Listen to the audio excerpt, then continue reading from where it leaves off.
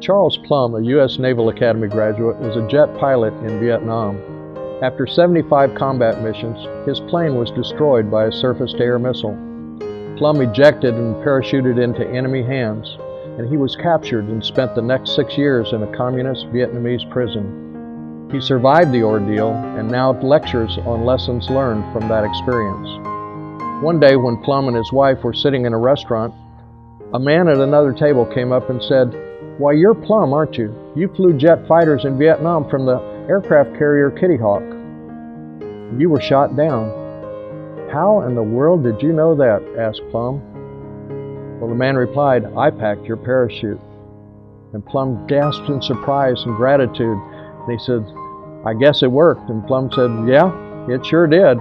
If your chute hadn't worked, I wouldn't be here today."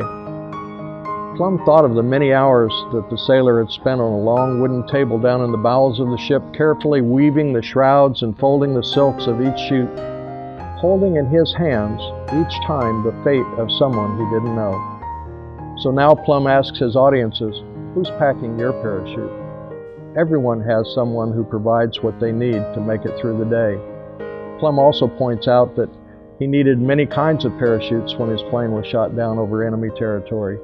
He needed the physical parachute, the mental parachute, the emotional parachute, and his spiritual parachute.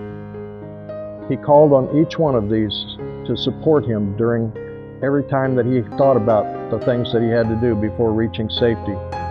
Sometimes in the daily challenges that life gives us, we miss what is really important.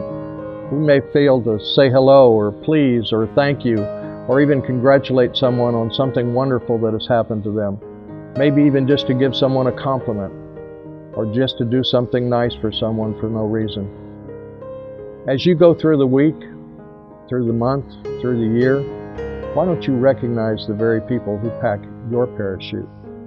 This is Pastor Riley, and that's just a thought.